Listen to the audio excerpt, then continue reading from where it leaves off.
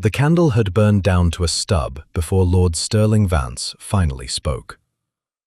"She has not eaten in 11 days, he said, his voice low and rough, as though the words themselves cost him something.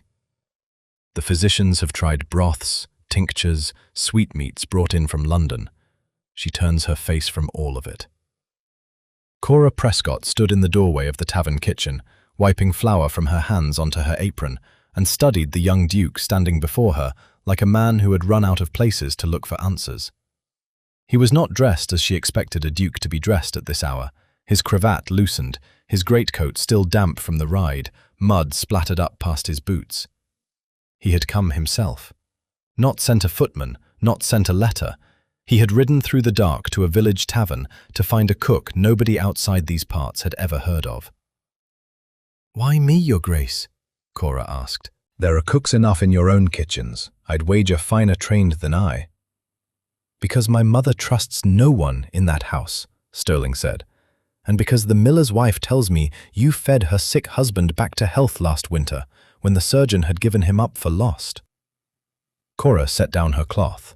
There was something in his face, not the impatience of a nobleman used to being obeyed, but something closer to fear. A son watching his mother fade and finding himself powerless against it. "Give me an hour," she said, "and my basket." The road to Oakhaven Hall took the better part of 2 hours by carriage, winding through hedgerows gone black with evening, past tenant cottages with their windows lit dim and orange.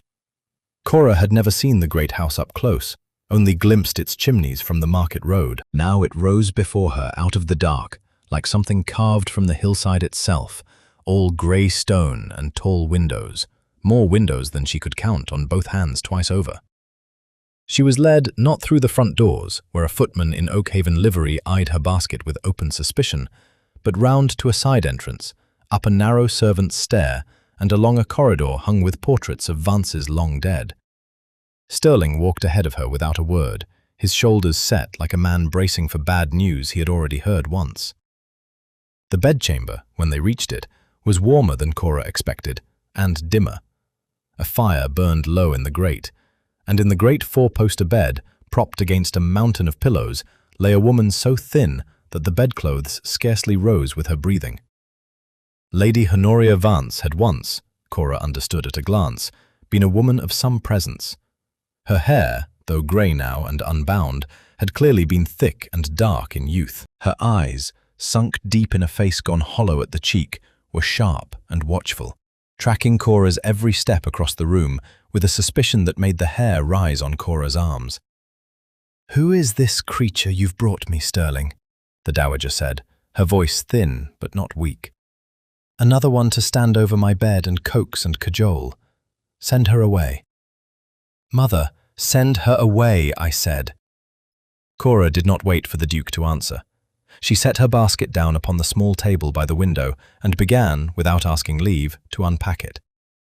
A small copper stove, its legs folded flat for travel, a twist of kindling wrapped in oiled cloth, a cloth sack of barley, an onion, a carrot, a knuckle of mutton bone wrapped in muslin, still faintly warm from the tavern hearth, a skin of water. "What are you doing?" Honoria demanded, but there was something beneath the sharpness now. Curiosity, perhaps, or the first flicker of something she had not allowed herself in weeks. "Cooking your supper, my lady," Cora said simply. "Right here, where you can watch me do it." She knelt by the hearth and set up the little stove, coaxing the kindling to catch with the ease of long practice. Sterling made to step forward, to help or to object, and Cora waved him back without looking up. "Sit, your grace, if you like, but let her watch." And watch Honoria did. She watched Cora peel the onion with a small knife, watched her cut the carrot into thin rounds, watched the mutton bone go into the pot with the barley and the water, watched the whole of it begin to simmer over the low copper flame, filling the chamber with a smell of something plain and honest, and entirely unlike the rich, spiced dishes the manor kitchens had been sending up untouched for weeks. Cora said nothing more. She let the woman watch every spoonful go in, every stir of the ladle, until the soup was done and she poured it, steaming, into a bowl and carried it to the bedside herself. "I made it before your own eyes, my lady," she said quietly. "There is nothing in this bowl but what you saw me put there." For a long moment, Honoria did not move. Her thin hand trembled where it rested on the coverlet. Then, slowly, she reached for the spoon. She ate. Not eagerly, not all at once, but steadily, spoonful by careful spoonful, until the bowl was empty and her eyes, wet now, lifted to meet Cora's. "You are the first person in this house," she whispered, "who has fed me without asking me to trust them first." Across the room, Sterling stood very still, his jaw tight, his eyes bright with something he did not trust himself to name. He had brought a stranger into his mother's chamber on nothing but a rumor from a miller's wife. He had not expected, watching her eat, to feel the ground shift so completely beneath him, nor to wonder, with a cold unease he could not yet explain, why his mother had ever needed to be coaxed into trusting her own food at all. Cora woke before the birds, as she always did, and found her way down through the sleeping house to the master kitchens by memory of the servants' stair alone. She had slept but 3 hours on a cot in the housekeeper's old sewing room, and yet she felt lighter than she had in months, carrying with her the picture of Lady Honoria's empty bowl and the tears standing in the old woman's eyes. The kitchens, when she found them, were nothing like the cramped hearth she knew from the tavern. Here was a room the size of a barn, with great black ranges along one wall, copper pots hanging in ranks from the ceiling beams, and a long scrubbed table down the centre that could have seated 20. A scullery girl was already raking out the ashes from the night before, and 2 kitchen maids stood whispering by the pantry door, falling silent the moment Cora entered. She had scarcely set her basket upon the table when a voice cut across the room, cold and precise as a blade drawn from its sheath. "You must be the woman from the village." Thaddeus Finch stood in the doorway to the pantry, a tall man of perhaps 60 years, dressed in black from collar to boot, his grey hair combed flat against his skull, his hands folded before him in a manner that put Cora in mind of a parson about to deliver an unwelcome sermon. He did not offer his name. He did not need to. Every line of him spoke of a man accustomed to being obeyed the moment he entered a room. "Cora Prescott, sir," she said, and gave a small nod, though something in his manner made her disinclined to curtsy. "His Grace informs me you are to prepare food for the Dowager Duchess." Finch's eyes moved over her plain wool gown, her basket, the little copper stove she had set upon the table, with open distaste. "I must tell you plainly, this is not how matters are conducted at Oakhaven. All provisions for Her Grace's table pass through this pantry, are inspected by myself, and are prepared by staff trained under this roof for a decade or more. It has been so since old His Grace's time." "With respect, sir, I mean to keep to my own way of doing things," Cora said. "It was watching me cook, plain and simple, before her own eyes, that got her ladyship to eat last night. Not fine training, not silver service, just the seeing of it." A fortunate accident, no doubt. Finch's mouth thinned. "One meal, taken under novelty, proves nothing. You will find the pantry well stocked. I suggest you make use of what is already here, rather than cluttering my kitchen with baskets carried in from the village like some tinker's cart." He moved then, without waiting for her agreement, toward the small wooden tray at the end of the table, where Cora had begun laying out her spices, a twist of pepper, a paper of nutmeg, a little pot of salt she had ground herself the week before. His hand closed over the tray as though to sweep it away and replace it with something from his own stores. Cora's hand came down on the tray beside his, not roughly, but firm enough that he could not lift it without a struggle unbecoming to either of them. "I'll keep my own spices, if it please you, sir," she said, and though her voice stayed even, she did not look away from him. "A cook knows her own salt. I'd not trust another's, not for the dowager's sake." Something passed across Finch's face then, so brief that had Cora blinked, she might have missed it entirely. Not simple offence at being crossed by a village woman in his own kitchen. Something sharper. A flicker of alarm, quickly smoothed away beneath the same cold composure he wore like a second coat. "As you wish," he said at last, withdrawing his hand. "Though I would remind you, Miss Prescott, that this house has stood for 200 years without the benefit of your particular methods." I trust you will not overstay whatever welcome His Grace's grief has brought you." He turned and left her there, his footsteps unhurried on the stone floor, and Cora stood a long moment with her hand still resting on the spice tray, her heart beating a touch faster than she would have liked to admit. The two kitchen maids had gone very quiet at their work, eyes down, and it was only once Finch's footsteps had faded up the passage that the elder of the two, a girl with reddened knuckles and a nervous manner, ventured a glance toward Cora. "You'll want to mind Mr. Finch," she murmured, barely above a whisper. "He don't like his kitchen crossed. Cook before you, old Mrs. Aldwych, she crossed him once over the ordering of the fish, and within the fortnight she'd taken a fall on the cellar stair and never come back to service after." "A fall?" Cora repeated slowly. The girl said nothing more, only bent back over her ashes, but the warning sat cold in Cora's stomach as she began, with steady hands, to lay out barley and onion for the dowager's breakfast. She thought of the strange flicker in Finch's eyes when she would not surrender her salt. She thought of a woman who had refused all food for months in a house where the steward controlled every grain that passed through the pantry door. By the time the porridge was simmering, Cora had made up her mind. Whatever she cooked for Lady Honoria from this day forward, not a single ingredient of it would come from Thaddeus Finch's stores. Not the salt, not the flour, not so much as a pinch of pepper. She would go to the village market herself and buy every last thing with her own hands, from people she could look in the eye. She did not yet know why. She only knew, with the plain certainty of a cook who trusted her own senses above all else, that something in this house was very wrong, and that Finch's cold courtesy sat over it like a lid pressed down hard upon a pot fixing to boil over. The carriage Sterling had lent her rattled to a stop at the edge of the market square, just as the church bell struck 9, and Cora climbed down into a scene she knew far better than any grand kitchen. Stalls crowded shoulder to shoulder along the cobbles, geese honking in their crates, the smell of fresh bread and wet cabbage leaves and horse dung all mingled together in the cold morning air. She had walked this square every week of her life until a duke's carriage had carried her away from it. It felt strange now to arrive in borrowed velvet gloves, though she had left the gloves in her basket before she'd even reached the first stall. She went first to old Mr. Higgins for grain. Filling a sack with barley, she watched him scoop himself from an open bin, then to the widow Trent for carrots and onions still crusted with garden soil, then to the butcher for a knuckle of mutton bone, turning each purchase over in her hands before she paid for it, exactly as she had always done, exactly as her mother had taught her before her. It was at the salt merchant's stall that she paused longest. She did not know the man, a newcomer to the square by the look of his cart, with a painted sign declaring him sole supplier of table salt and preserving salt to the great houses of the county, Oakhaven chief among them.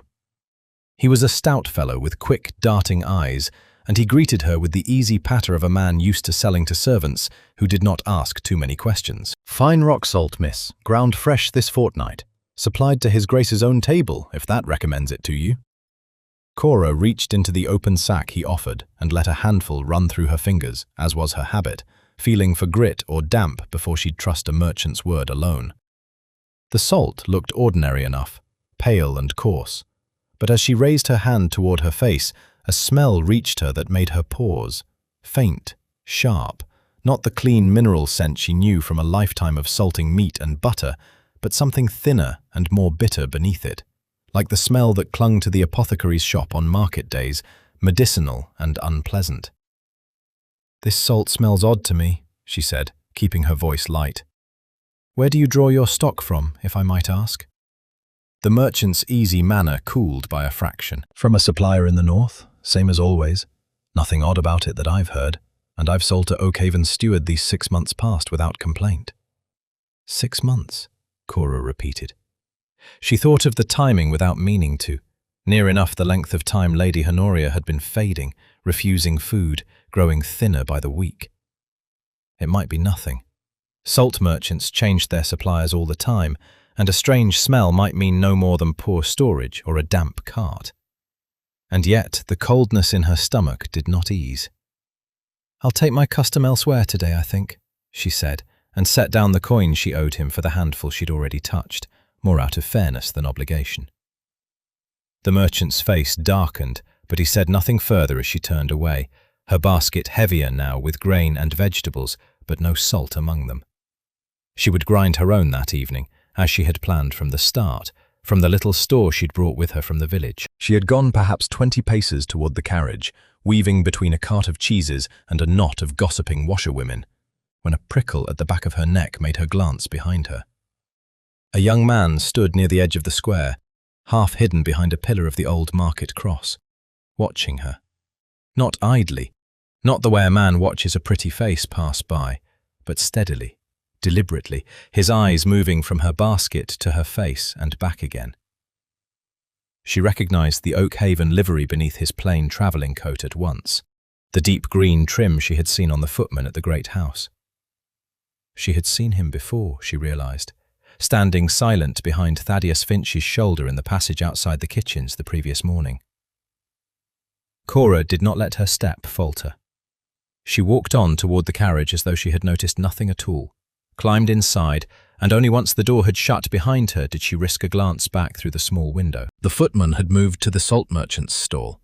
He was speaking with the man in low, quick tones, and though Cora could not hear a word of it across the square, she saw the merchant's head turn once toward her departing carriage, and saw him nod, slow and understanding, as a man nods when he has just been given an instruction he intends to follow. Cora sat back against the worn leather seat, her heart beating harder than the jolting of the carriage alone could account for. She thought of Finch's cold hand closing over her spice tray. She thought of Mrs. Aldwych, the old cook who had crossed him once and fallen down a cellar stair never to return to service. She thought of a household steward who had, by his own account, dealt with this particular salt merchant for 6 months, the same 6 months in which the mistress of the house had wasted away behind closed doors, trusting no one, eating nothing, as though some quiet instinct in her had known, long before anyone else, that the very food brought to her table might be the thing slowly finishing her. By the time the carriage rolled back through Oakhaven's gates, Cora had made a second decision to sit alongside her first. She would not simply avoid Finch's stores from this day forward. She would find some way, however careful and however quiet, to learn exactly what had been passing through that steward's pantry these 6 months past, and why a footman in Oakhaven livery had seen fit to warn a salt merchant, the very moment she'd walked away, that her questions were ones worth watching. His summons came by way of a stiff-backed footman who found Cora in the still-room, grinding her own salt from the block she'd carried back from the village, and informed her that His Grace required her presence in his study without delay. She wiped her hands, straightened her apron as best she could, and followed the man through corridors she was only beginning to learn, up a flight of stairs lined with portraits of Vance's long dead, to a heavy oak door at the end of a quiet passage. Sterling was standing at the window when she entered, his back to her, one hand braced against the frame. He did not turn at once, and when he did, his face carried none of the raw, open worry she had seen in him 3 nights before at the tavern. This was a different man before her now, the Duke of Oakhaven, cool and displeased, a ledger open upon the desk beside him. "I am told," he said, "that you spent the better part of yesterday morning at market, purchasing grain and vegetables and salt with coin drawn from this household's accounts, when the estate pantry stands fully stocked not 50 paces from where you sleep. Mr. Finch brought the matter to me himself. He tells me you refuse to make use of anything already provided under this roof." Cora kept her hands folded before her, her chin level. "That's true, Your Grace." "Then perhaps you might explain it to me, before I decide whether this arrangement of ours is worth the expense and the disruption it has brought to my steward's household." There was no gentleness in his voice now, only the flat patience of a man waiting to be given a reason not to be angry. Cora had known, riding back from the market the day before, that this conversation would come. She had spent the evening preparing for it, not with excuses, but with proof. "I'll show you, if you'll permit it, rather than tell you," she said, and reached into the pocket of her apron for the 2 small paper twists she had carried up with her.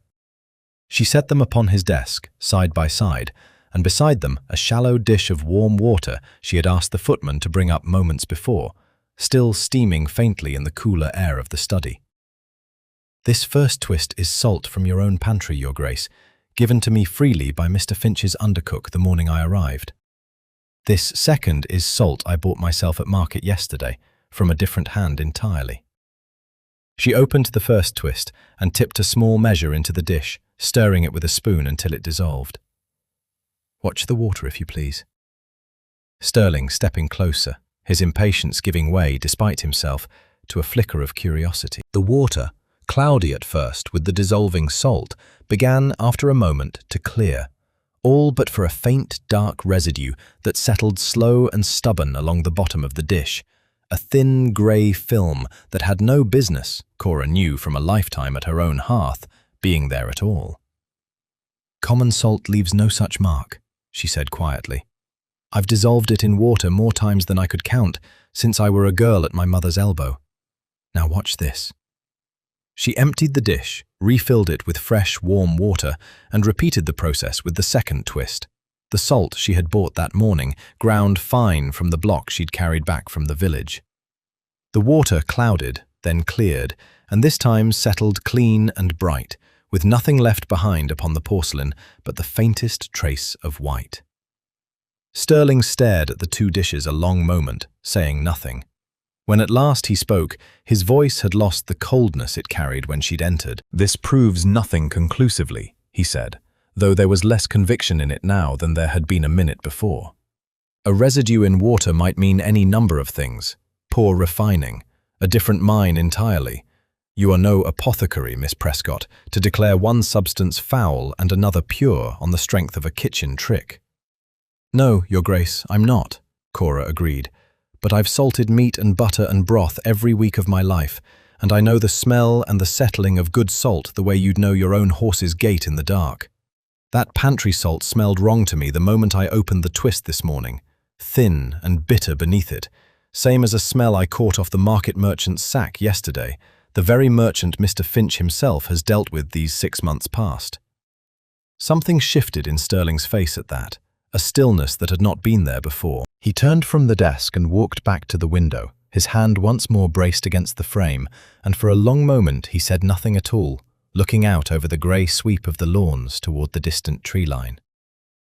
6 months, he said at last, half to himself. My mother took to her bed in earnest some 5 months past. Before that she was merely cautious, careful of her food, in ways I put down at the time to a widow's nerves, an old woman's fancy growing worse with age. He turned back to face Cora, and she saw, beneath the composed lines of his face, the same fear she had glimpsed the night he'd come to the tavern, only sharper now, colder, tinged with something that looked very much like shame. "I called it madness, Miss Prescott. To my own friends I called my mother's fear of her food nothing more than an old woman's madness." "Perhaps it wasn't madness at all, Your Grace," Cora said gently. Perhaps it was the one true thing left standing in a house where everyone else had stopped believing her. Sterling said nothing for a long while. Then he crossed to the desk, took up the paper twist of pantry salt still sitting there, and closed his hand around it, as though he meant to crush the very grains within it. "Say nothing of this to Finch," he said quietly. "Not yet. Not until I understand a great deal more than I do tonight." Sleep would not come. Cora lay upon her narrow cot in the old sewing room long after the house had gone quiet, turning over in her mind the grey film settling at the bottom of that porcelain dish, the stillness that had come over Sterling's face when he'd spoken of his mother's fear. 6 months. The same 6 months a new salt merchant had set up his cart in the market square. The same 6 months Lady Honoria had grown careful, then frightened, then silent behind her own locked door. It was not a coincidence Cora could lay her head down beside and rest easy.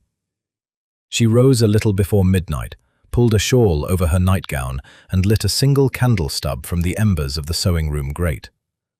The house at that hour was a different creature entirely from the one she knew by daylight.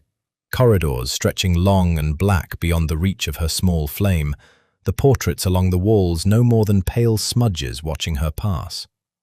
She had learned, in her 3 days at Oakhaven, that the passage to the underground stores ran off the servants' stair near the old dairy, a heavy door she had glimpsed once and been told, by a scullery girl, led down to the ice house and the wine cellars beneath the east wing. The door was unlocked. That alone struck her as strange, given how carefully Finch guarded every ounce of flour and sugar above stairs. But she did not pause long to wonder at it. She descended a narrow stone stair, her candle throwing long shadows against walls that grew colder with every step, until she reached a low chamber lined with barrels and casks, the air sharp with the smell of packed ice and old wine, and something faintly metallic beneath it that she could not name. Rows of casks stood stacked along the far wall, most bearing the ordinary chalked markings of a well-run cellar: dates, contents, the name of the merchant who'd supplied them. But tucked at the back, half hidden behind a stack of empty crates, Cora found a smaller cluster of barrels marked differently from the rest. No chalk, no merchant's name, only a small red wax seal pressed into the wood beside the bung, the same dull red she had seen once before, she realized with a slow chill, on the wrapping of a parcel delivered to the Dowager's chamber the very morning of her arrival. A parcel of preserved lard the undercook had told her was meant only for her Grace's private table. She counted 6 such casks in all, wine and lard together, every one bearing that same small red mark. She knelt beside the nearest and worked at the bung with the edge of her knife, prying it loose enough to press her finger to the liquid within and bring it near her candle flame. Wine, by the smell and color of it, but beneath the ordinary tartness sat that same thin, bitter note she had caught off the pantry salt 2 mornings before, unmistakable now that she knew to look for it. Cora sat back on her heels, her heart beating hard against her ribs. 6 casks, marked apart from all the rest, delivered, she was certain of it now, though she could not yet prove when or by whom, for Lady Honoria's quarters alone. Not the whole household's wine. Not the whole household's lard. Only what passed to the Dowager's own table, set apart with a private mark that no one but a steward with full control of the cellar books would think, or dare, to make. She was reaching for a second cask, meaning to test it the same way, when a sound reached her from the stair above, the scrape of a boot against stone, deliberate and unhurried. Cora straightened at once, pinching out her candle between finger and thumb, plunging the cellar into a darkness so complete she could see nothing at all, only feel the cold radiating off the ice stores at her back. The footsteps did not descend. They paused instead at the top of the stair, and Cora heard, faint but unmistakable, the heavy groan of the oak door swinging shut, followed a moment later by the unmistakable rattle and thud of a bolt being drawn across from the outside. She crossed the cellar in the dark, feeling her way past barrels and crates with hands that had begun, despite herself, to shake, and reached the door only to find exactly what her ears had already told her. Locked fast, bolted from without, by someone who had known precisely where she was and had chosen, in that moment, not to confront her, but to shut her away in the cold and leave her there. "Hello?" she called, striking her palm hard against the heavy wood. "Is someone there? I am locked in. Please open the door." No answer came. Only silence, and beneath it, faint and receding, the same unhurried footsteps she had heard descending moments before, now climbing away up some passage beyond her hearing, leaving her alone in the dark among the ice and the marked casks, with nothing but her own breath and the cold creeping steadily into her bones. She had come down to prove a suspicion. She understood now, huddled against the cellar door with her shawl drawn tight, that in doing so she had confirmed something else entirely.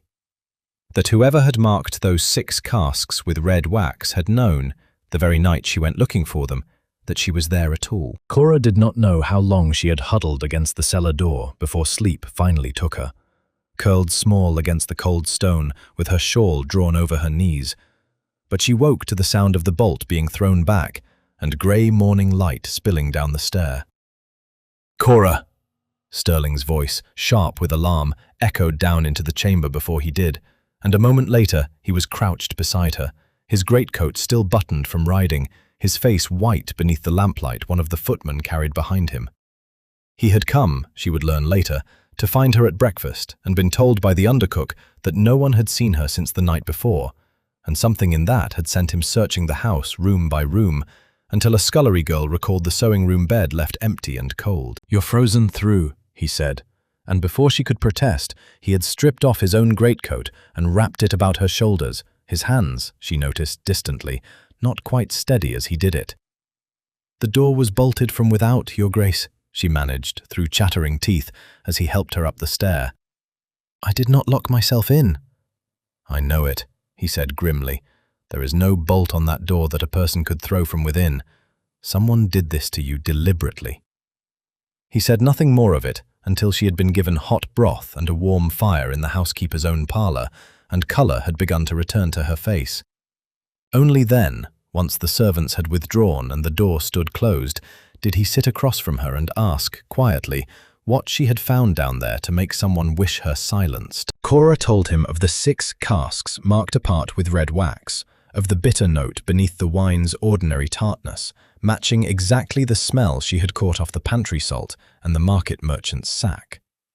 She watched his jaw tighten with every word, watched the last of his doubt from their conversation 2 days before drain fully away, replaced by something colder and more resolved. "You'll not sleep in that sewing room again," he said. "I'll have a chamber prepared for you in the guest wing, near my mother's own quarters, where a servant passes by at all hours and no one could come or go unremarked." I ought to have thought of it before this. He rose then, restless, and crossed to the window, much as he had done in his study 2 days prior, and Cora understood that he was a man who thought best on his feet, turning a matter over the way another might turn a coin. "I shall speak to my mother," he said at last. "She has said little of substance since her illness began, only that she trusted no one. Perhaps, now that she is stronger, she will say more." They found Lady Honoria an hour later, not in her bed, but in the small glass conservatory that opened off the east gardens, seated in a wicker chair among the ferns and the winter jasmine, a shawl about her shoulders and colour in her cheeks that had not been there 4 days before. It was the first Cora had seen her out of her chamber at all, and the sight of it, the old woman upright, breathing the cold morning air, watching a robin hop along the flagstones beyond the glass, struck Cora with a quiet, fierce satisfaction that no red wax seal could take from her. "You look well this morning, my lady," Cora said, dropping a proper curtsy this time, for something in the woman's bearing seemed to call for it. "I feel less like a ghost haunting my own house, if that is what you mean," Honoria said, though not unkindly. Her sharp eyes moved from Cora to her son and back again, missing nothing, as they never seemed to. "You have both the look of people carrying news they are unsure how to give an old woman. Out with it." Sterling hesitated, but Cora, who had learned already that Honoria valued plain speech above all comfort, answered first. "We believe, my lady, that something has been done to the food and drink brought to your table these past months. Something meant to do you harm, slow and quiet, so as never to be caught in the act." She had braced herself for shock, perhaps even disbelief. Instead, something like relief passed over the old woman's face, so raw and sudden that Cora's chest tightened to see it. "Then I am not mad after all," Honoria said softly, her hands trembling where they lay folded in her lap. "For months I have told myself I imagined it, a taste I could not name, metal beneath the sweetness of my wine, a bitterness under my salted meat that no one else claimed to notice. I stopped eating because I trusted my own tongue more than I trusted my own household, and I let them call me a mad woman for it, rather than say aloud what I feared, for fear of who might be listening." "When did it begin, my lady?" Cora asked gently. "The taste, can you recall?" Honoria's gaze drifted to the garden beyond the glass, and for a long moment she said nothing, as though gathering the courage to speak a thing she had held silent for half a year. "It began," she said at last, "the very week I announced to this household that I intended, come spring, to review the estate's ledgers myself, every account, every yield, going back a full 10 years. I had grown uneasy about the forestry income for some time. I told no one my reasons. I told only that I meant to look." Her eyes, when they returned to Cora's face, were bright and hard and entirely lucid. "Within the fortnight, my food had begun to taste of something I could not name. I have wondered since, in the darkest hours, whether the two things were connected. I see now from your faces that I was not wrong to wonder." Sterling rode out alone the following afternoon, choosing to leave Cora at the hall with instructions to stay close by his mother's side, for he did not care to have both women he had come to trust out of his sight, while whatever moved against them remained unseen. The apothecary's shop stood at the far end of the market town, a narrow-fronted building crowded with jars of dried herbs and coloured glass bottles, its proprietor a stooped, precise man named Mr. Aldous, who had served the great houses of the county for the better part of 30 years. "Your Grace!" Aldous straightened behind his counter at the sight of the young Duke ducking beneath his low doorway, wiping his hands on the leather apron he wore over his coat. "An honour. What may I do for Oakhaven this day?" Sterling had thought carefully, on the ride over, how best to frame his question without revealing more than he wished known. He set upon the counter the small paper twist Cora had pressed into his hand before he left, a scraping of the dark residue she had coaxed from the pantry salt, gathered carefully from the bottom of the porcelain dish and dried upon a scrap of muslin. "I should like to know what this is," he said simply, "and I should like your honest word on it, whatever the answer proves to be." Aldous drew a pair of spectacles from his waistcoat and bent over the twist, touching a fingertip to the residue, raising it to his nose, then, after a moment's hesitation, touching the very edge of it to his tongue and spitting at once into a basin kept beneath his counter for that purpose. "Where did this come from, Your Grace, if I may ask?" "I would rather hear your answer first." The apothecary was quiet a long moment, turning the muslin scrap over in his fingers. "It is a mineral preparation, and not a common one. White arsenic, most likely, cut with something to dull its usual bitterness. Chalk, or a fine ground bone, I should think, to disguise both taste and colour when mixed into salt or wine. Given in small doses, over a long span of time it would produce exactly what I understand has troubled your household this half-year past. A wasting sickness, loss of appetite, a slow decline the physicians would sooner call some obscure fever of the nerves than think to test for poison. For who would suspect such a thing in a duchess's own home? Sterling's hand closed slowly upon the edge of the counter. He had suspected as much since the moment Cora described the residue in her porcelain dish, and yet, hearing the words spoken aloud by a man of Aldous's standing struck him with a force he had not braced himself for. "Arsenic," he repeated, low, "and it might be purchased where? By a man with reason to want it?" Aldous hesitated, and something in his manner shifted, a caution Sterling recognized at once as a man weighing loyalty to a customer against loyalty to a duke standing in his shop. "I do not care for what I am about to tell you, Your Grace," the apothecary said at last, "but I'll not lie to you under my own roof. I have supplied a preparation much like this one, in small quantities, over the past 6 months, under written order bearing your own seal and signature. I assumed it purchased for rat control about the estate's granaries, a common enough request, and the order came properly authorized, or so I believed." "Show me this order," Sterling said, his voice gone very quiet. Aldous disappeared into the back of his shop and returned a few minutes later with a slim ledger, opening it upon the counter to a page marked with 6 separate entries across the last half-year, each recording a small purchase of arsenic preparation, each bearing at its foot a signature that Sterling stared at for a long, cold moment before he spoke. "This is not my hand," he said, finally. "It is a fair copy of it, close enough to pass a clerk's glance, closer still to pass a man who trusted the seal above the signature, but it is not mine. I have never once set foot in this shop before today, Mr. Aldous, nor sent any order to it by letter or by messenger." The apothecary's face drained of colour. "Then I have sold poison into your own house, Your Grace, upon a forged word, and God forgive me for not looking closer at it." "You could not have known," Sterling said, though the words came stiff, for he was thinking already of the household seal, kept always in the steward's own office for the sealing of estate correspondence, and of the one man who had access to it at every hour of the day, without question from anyone beneath that roof. "Who collected these orders, once filled? Did you deliver them to the hall yourself, or were they fetched?" "Fetched, Your Grace, every time, by the same man. A steward, by his manner and dress, older, grey-haired, close-spoken. He gave his name once, early on, when first he came with the order. Finch, I believe he called himself. Thaddeus Finch.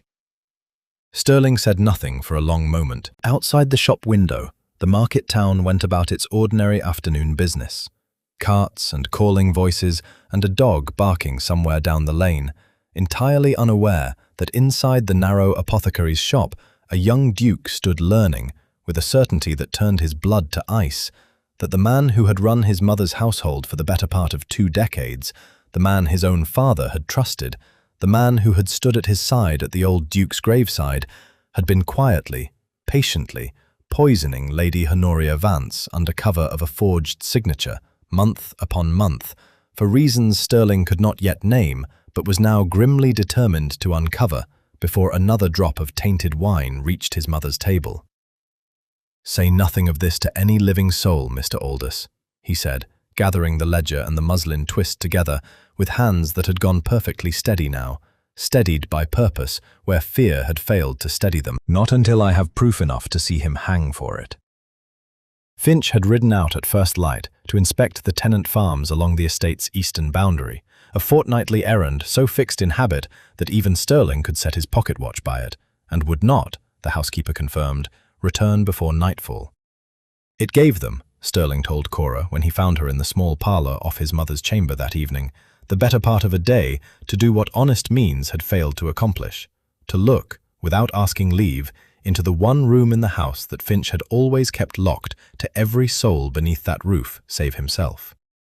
The steward's office sat at the end of the ground floor passage, a narrow room lined floor to ceiling with ledgers and estate papers, smelling of ink and old leather and the cold ash of a grate seldom lit before evening. Sterling had a spare key, taken long ago from his late father's desk and never once used, and his hand shook only slightly as he turned it in the lock.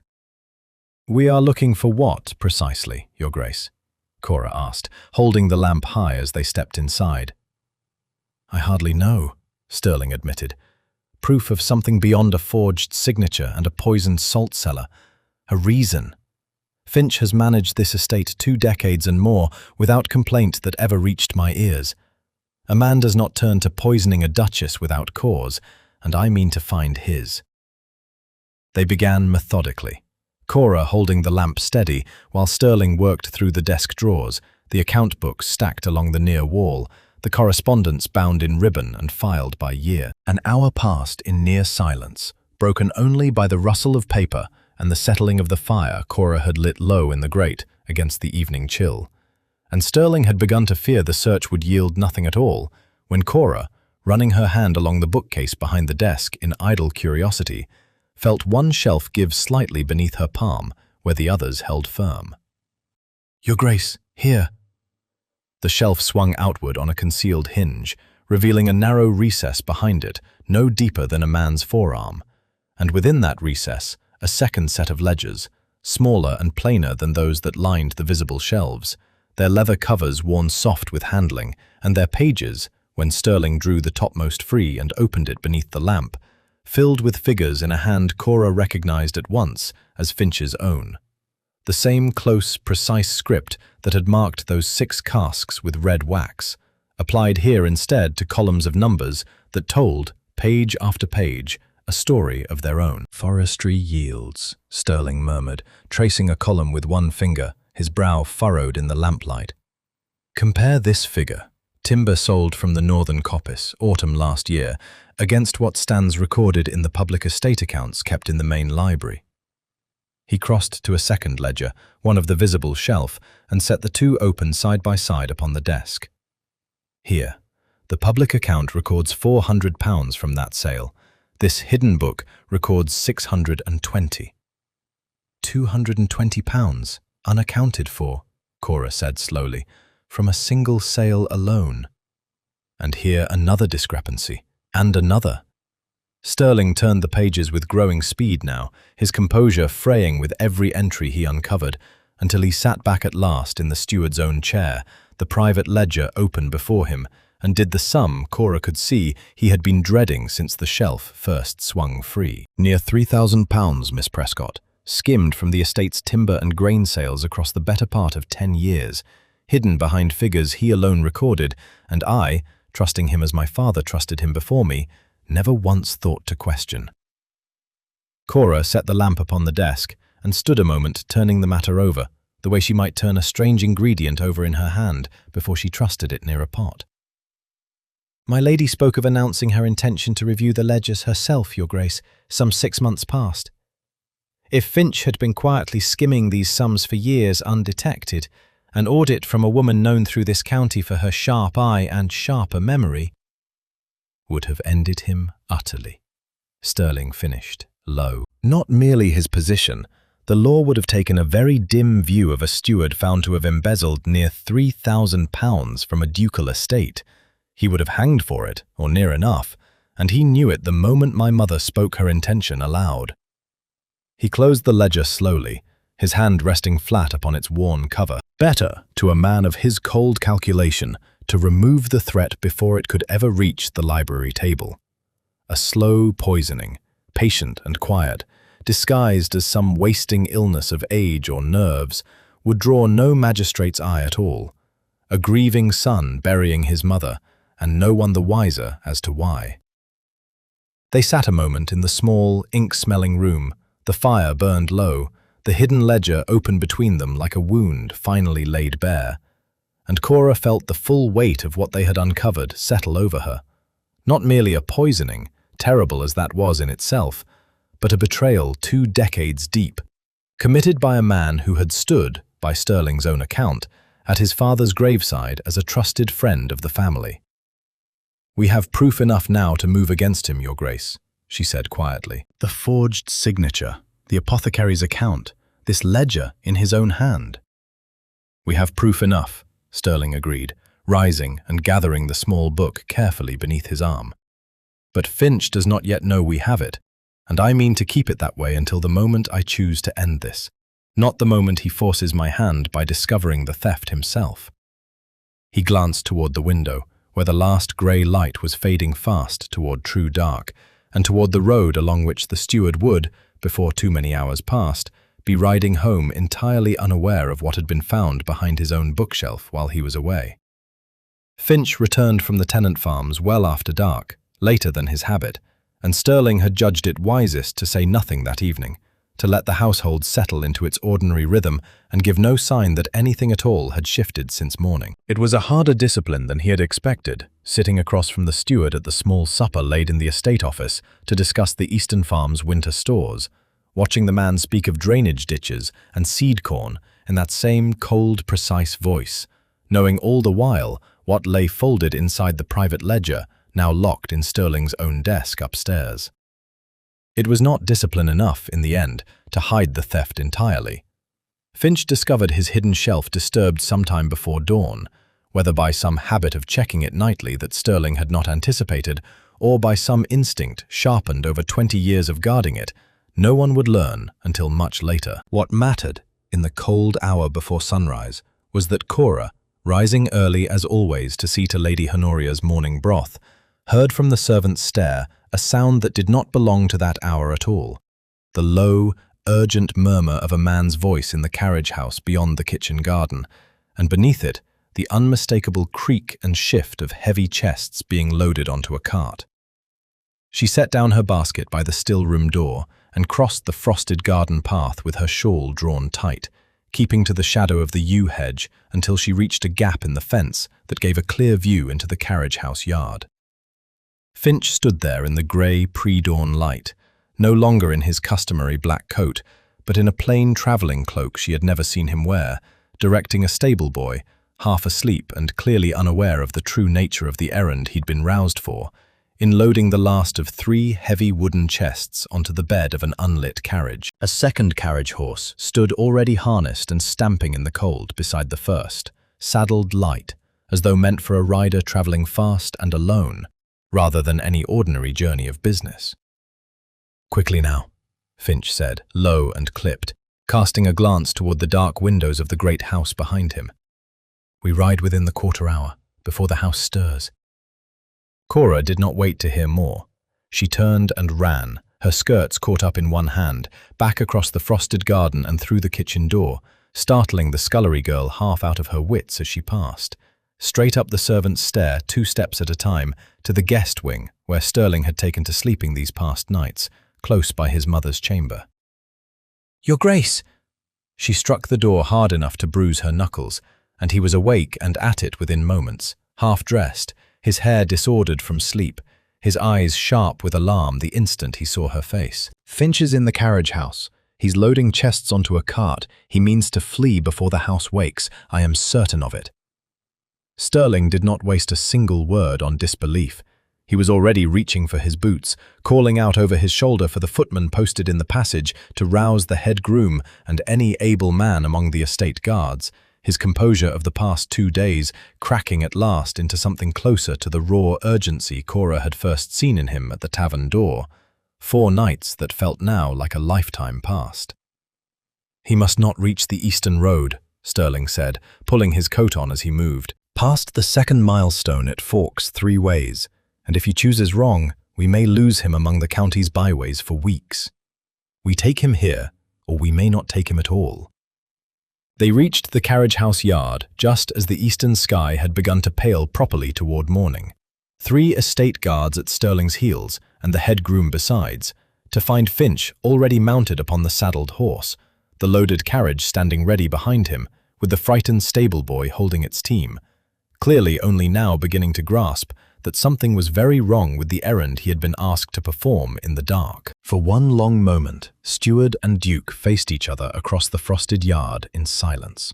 Finch's hand tight upon his reins, his cold composure, for the first time since Cora had known him, entirely stripped away to show the calculation working fast and desperate behind his eyes.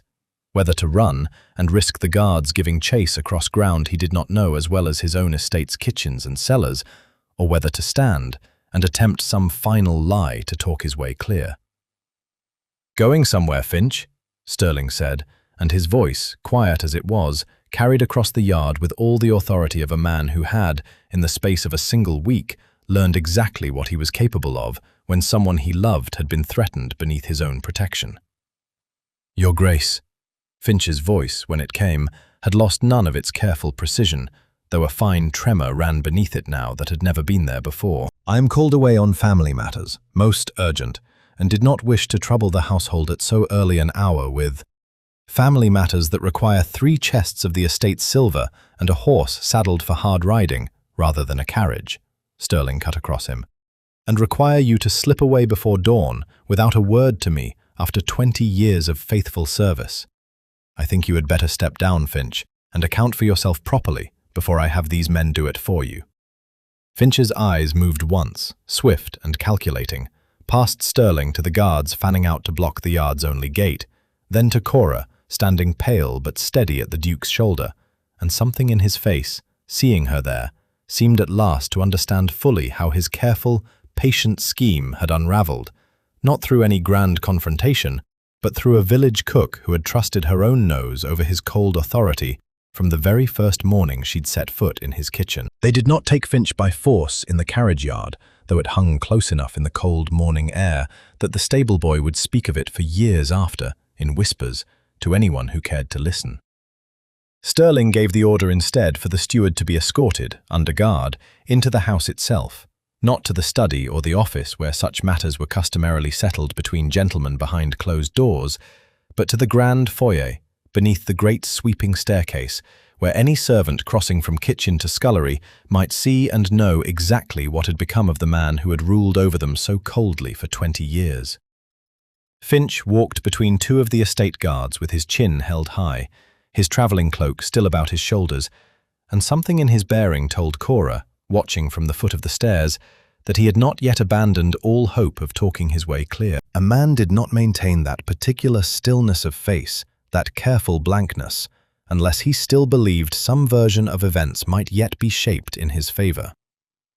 "This is a misunderstanding that does this house no credit, Your Grace," Finch said, the moment they came to a halt beneath the great chandelier, its candles unlit at this early hour, the pale morning light falling grey and unflattering through the tall windows above the door.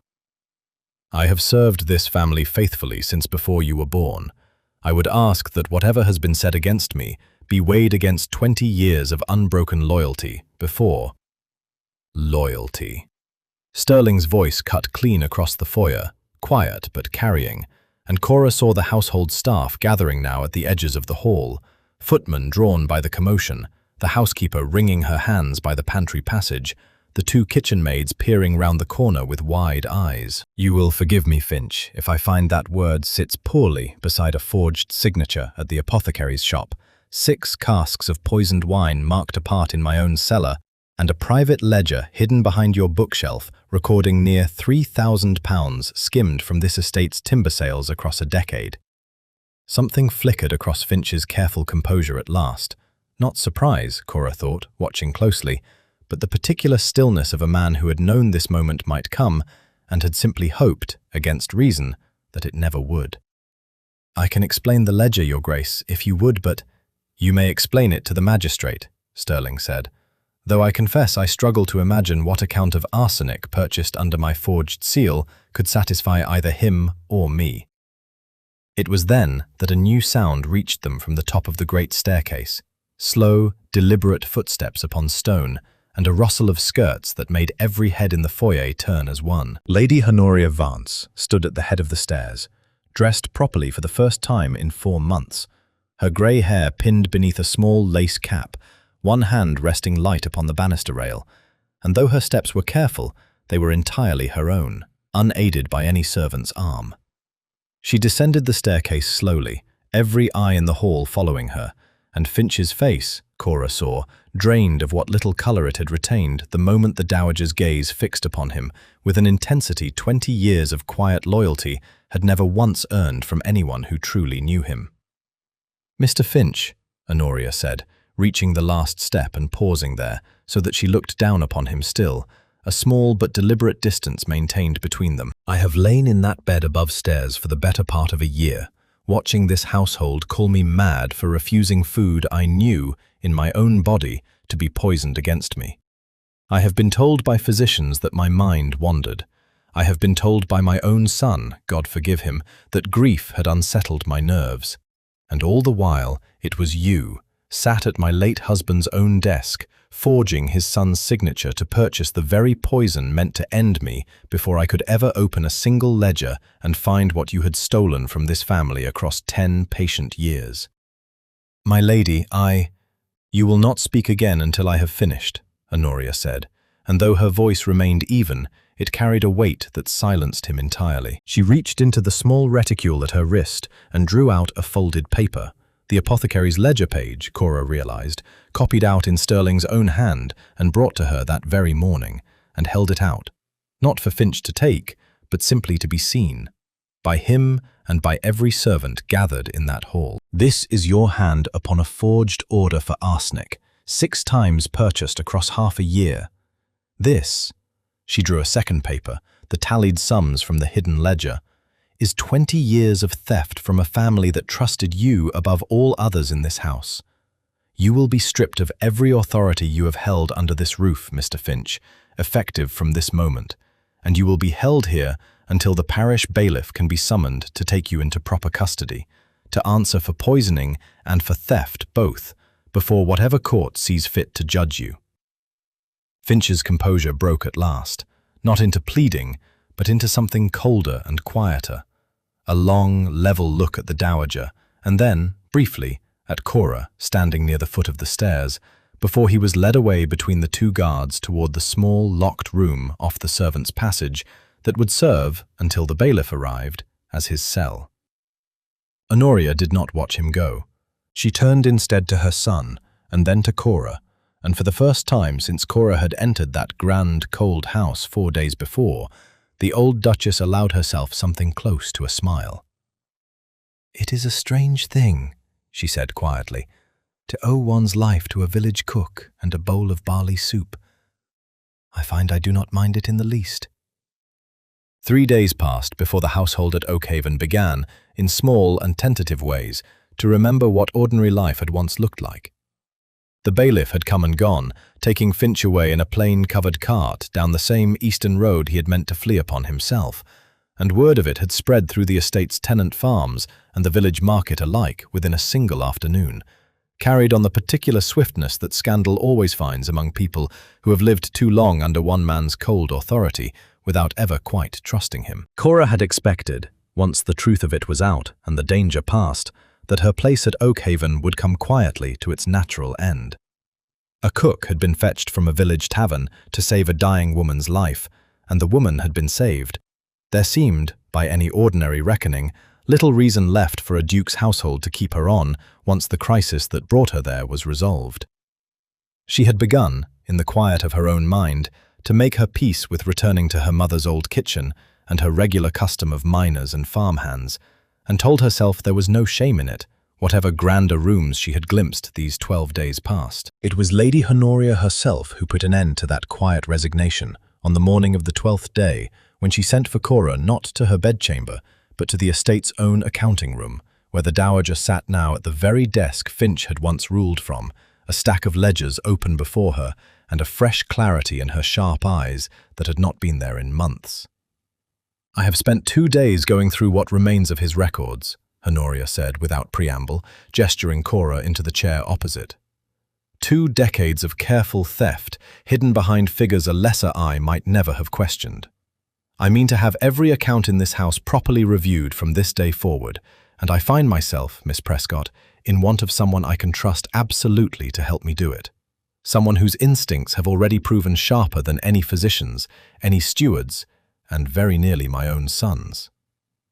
"My lady, I'm a cook," Cora said, startled. "I know grain and salt and the turning of a good broth. I've no training in ledgers or accounts." "You know when something is not as it ought to be," Honoria said simply. "That is a rarer gift than book learning, and one I have decided this household cannot afford to lose again." She closed the ledger before her with quiet finality. "I am appointing you, with my son's full agreement, as Chief Auditor and Household Administrator of the Oakhaven Estate, a position that has not existed before this day, and one I mean to see filled properly, by someone whose loyalty has already been tested and found true, rather than assumed and later betrayed." The great dining hall had not seen a formal luncheon laid in its full splendor for the better part of a year, and Sterling had insisted, once the last of the estate's business with the bailiff was concluded, that it be done properly. The long table dressed in its best linen, the good silver brought out from the plate room, candles lit along its length, despite the pale afternoon light already falling through the tall windows. Lady Honoria sat at the head of the table, straight-backed and steady, dressed in deep blue silk that had hung untouched in her wardrobe since before her illness began. And though she ate with the measured care of a woman whose stomach had only recently relearned the habit of full meals, she ate well, and often, and with an evident pleasure that brought a lightness to the hall no one gathered there had felt in a very long time. "To Miss Prescott," Sterling said, rising with his glass when the final course had been cleared, "without whose stubbornness, in the face of my steward's cold courtesy, my mother's excellent instincts might never have been believed in time, and this family might have lost a great deal more than a corrupt servant and a portion of its timber income." "To Cora," Honoria echoed, raising her own glass, and the small gathering of household staff permitted to stand near the doors for the toast, the housekeeper, the undercook, the 2 kitchen maids who had once fallen silent at Cora's entrance, murmured their own agreement, warmer now than any of them had dared to be a fortnight before. Cora, seated at the dowager's own right hand, in a gown that was not her plain tavern wool, but still simple enough to feel entirely her own, found herself unable to answer at once, her throat tight with something she had not expected to feel in this grand, cold house that had, in the space of 12 short days, become something closer to a home than she had thought possible. "I came here to cook 1 bowl of soup, Your Grace," she said at last, when she trusted her voice again. "I did not come looking to change my whole life."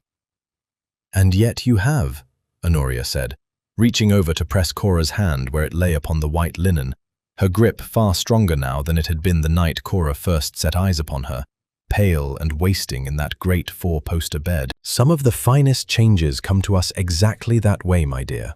Uninvited, unlooked for, and, in the end, precisely what we did not know we needed."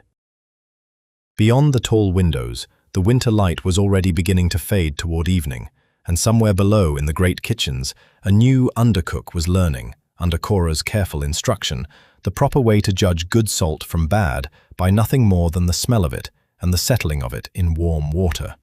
A small, quiet lesson passed on now as household custom, so that whatever else might change at Oakhaven in the years to come, no one beneath that roof would ever again go hungry from fear of what sat waiting, unseen, upon their own table.